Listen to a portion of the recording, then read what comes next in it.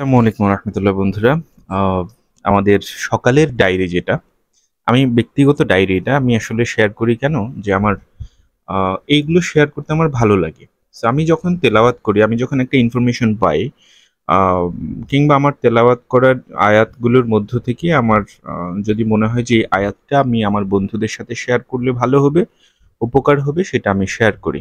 যারা উপকার নেওয়ার তারা অবশ্যই উপকার নেবেন, আর যারা হচ্ছে সমালোচনা করার তারা সমালোচনা করবেন।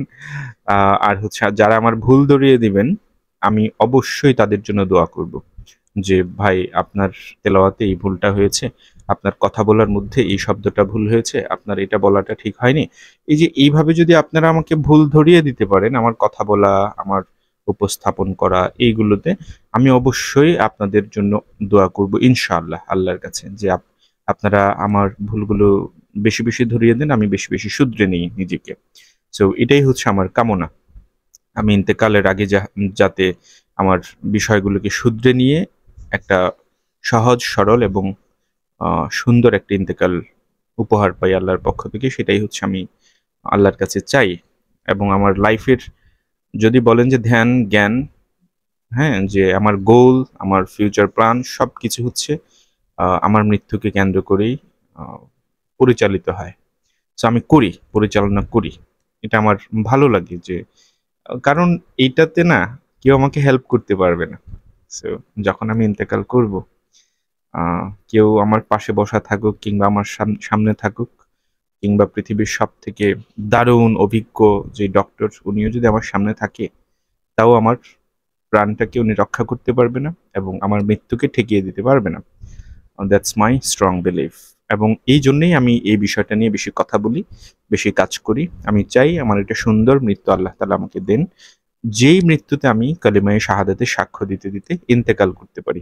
সো সূরা, আজকে সকালের ডায়েরিতে যেই আয়াতটা আপনাদের জন্য রেখেছি, সেটা হলো সূরাত আল বাকারার 256 নম্বর আয়াত। আহ, এটা হলো আহ, আয়াতুল কুরসি যেটা আছে সেটার ঠিক পরবর্তী আয়াতখানা। আমি তেলাওয়াত করছি অর্থ সহকারে। আউযু বিল্লাহি মিনাশ শাইতানির রাজীম। বিসমিল্লাহির রহমানির রহিম। لا إكراه في الدين قد تبين الرشد من الغي فمن يكفر بالطاغوت ويؤمن بالله فقد استمسك بالعروة الأثقى لا انفصام لها والله سميع عليم। আল্লাহর দিনের ব্যাপারে, জীবন ব্যবস্থার ব্যাপারে কোনো জোর জবরদস্তি নেই। দেখুন যে ইসলাম কত সুন্দর করে আপনাকে আত্মসমর্পণ শেখাচ্ছে, যে এখানে কোনো জোর জবরদস্তি নেই। কেননা সত্য মিথ্যা থেকে পরিষ্কার হয়ে গেছে।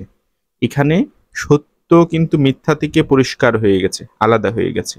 অতঃপর কোনো ব্যক্তি যদি বাতিল মতাদর্শকে অস্বীকার করে আল্লাহর দেয়া জীবন আদর্শের উপর ঈমান আনে, সে যেন এর মাধ্যমে এমন এক শক্তিশালী আহ রশিকে ধরলো যা কোনোদিন ছিঁড়ে যাবার নয়।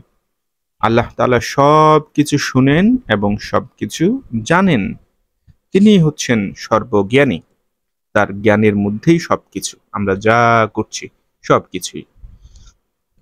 সো প্রথমেই যেটা বলেছেন, লা ইকরাহা ফিদ্দিন, দিনের মধ্যে, জীবন ব্যবস্থার মধ্যে, স্টাইল কিংবা মেথড কিংবা আরেকটা কি বলবো, সিস্টেম, সিস্টেম প্রপার ওয়ার্ড বলতে পারি, যে সিস্টেমের মধ্যে কোনোভাবেই জোর জবরদস্তি নেই। যার ইচ্ছা, কদ তাবায়্যানা রুশদু মিনাল গায়্যি ফামান ইয়াকফুর। আচ্ছা, কদ তাবায়্যানা রুশদু মিনাল গায়্যি, সত্য মিথ্যা থেকে কি হয়ে গেছে, পার্থক্য হয়ে গেছে, পৃথক হয়ে গেছে। ফামান ইয়াকফুর বিত্তাগুত ওয়া ইউমিন বিল্লাহি ফাকাদ ইসতামসাক বিল উরওয়াতিল উসকা লা ইনফিসামা লাহা ওয়াল্লাহু সামিউন আলিম। যার ইচ্ছা সে এটাকে স্বীকার করে মেনে চলুক, এই জীবন ব্যবস্থাকে। যার ইচ্ছা না, সে না মানুক। যে ঈমান এনেছে তাগুতকে অস্বীকার করে, সে কিন্তু এমন এক শক্তিশালী রশি ধরলো যে রশিটা কখনোই ছিঁড়বে না, আপনার ইহকালেও ছিঁড়বে না, আপনার পরকালেও ছিঁড়বে না। আল্লাহ তাআলার এই রশিটা কিন্তু খুবই শক্ত। সুতরাং এখানে যে আমরা জোর করে মানাতে চাই, কিংবা হ্যাঁ, সন্তান সন্ততির উপরে আমরা একটা সময় পর্যন্ত তাদেরকে শিক্ষা দেওয়ার উদ্দেশ্যে আমরা জোর করতে পারি। যেমন আমার সন্তানকে আমি মসজিদে নিয়ে যাওয়া, নামাজ পড়ার জন্য কোরআন তেলাওয়াত শিক্ষা দেওয়া। হ্যাঁ, সে একটা দারুণ ব্যাপার। দেখেন না, আপনি যদি আপনার সন্তানকে সূরা ফাতিহা শিক্ষা দেন, হ্যাঁ, অথবা একটা দোয়া শিক্ষা দেন। আমাদেরকে আমাদের আমাদের বাবা, আমার আব্বা আমাকে মোটামুটি সালাম, সবাইকে সালাম দেওয়া, তারপরে হচ্ছে ছোটদের সালাম দেওয়া, বড়দের সালাম দেওয়া, ঘরে প্রবেশের দোয়া, ঘর থেকে বের হওয়ার দোয়া, খাওয়া শুরু করার আগের দোয়া, খাওয়া শেষ করে দোয়া, টয়লেটে ঢোকার দোয়া, টয়লেট থেকে বের হয়ে দোয়া, তারপর পাহাড়ে ওঠার দোয়া, তারপরে পাহাড় থেকে নামার দোয়া, মোটামুটি অনেক কিছুই শিখিয়ে গিয়েছেন সূরা ফাতিহা। আলহামদুলিল্লাহ, আমি যখন এগুলো পড়ি, সাথে সাথে আমার বাবার জন্য দোয়া বের হয়, সাথে সাথে, দেরি হয় না। যে আল্লাহ আকবার, আল্লাহ আমার বাবাকে আহ কবরে খুব শান্তিতে রাখুন, সেটা দোয়া বের হয়। তো দেখেন, আপনি যদি আপনার সন্তানকে এই ধরনের দোয়া এবং সূরাগুলো যদি আপনি শিখিয়ে দেন, অবশ্যই এগুলো সে যতদিন পড়বে ততদিন আপনি কত শান্তিতে থাকবেন, এটা কি ভাবা যায় একবারও? আল্লাহ তাআলা আমাদেরকে সবাইকে তৌফিক দান করুন। তো সবাই প্রতিদিন সকালবেলা কোরআন তেলাওয়াত করি, এবং অর্থ সহকারে অবশ্যই। অর্থ ছাড়া আমরা আপাতত পড়ব না, অর্থ সহকারে আমরা পড়ি। অর্থ ছাড়া পড়লেও উপকার আছে কোরআন। আপনি অর্থ সহ পড়লে তো ভালো করে বুঝবেন ব্যাপারটা। আপনি জানবেন যে আপনাকে কিভাবে জীবনযাপন করতে হবে। এখন হয়ে গেছে কি, অর্থ ছাড়া সবাই তেলাওয়াত করতে চায়, যাতে অর্থটা তাদের জ্ঞানের মধ্যে না আসে, জানার মধ্যে না আসে, যাতে তারা সঠিক পথে না চললেও আল্লাহকে বলতে পারে যে আল্লাহ, আমরা তো জানতাম না। আস্তাগফিরুল্লাহ। আল্লাহ কি জানেন না আমার আপনার মনের খবর? সুবহানাল্লাহি ওয়া বিহামদিহি। উনি আমাদের মনের খবর জানেন নিশ্চয়ই। সো সবাই ভালো থাকবেন, সুস্থ থাকবেন, প্রতিদিন কোরআন তেলাওয়াত করার চেষ্টা করবেন ফজরের নামাজের পর। প্রতিটা নামাজের পর অন্তত ৫ আয়াত, ২ আয়াত, ১ আয়াত হলেও অর্থ সহকারে তেলাওয়াত করার চেষ্টা করবেন। সো সবাইকে ধন্যবাদ। আসসালামু আলাইকুম।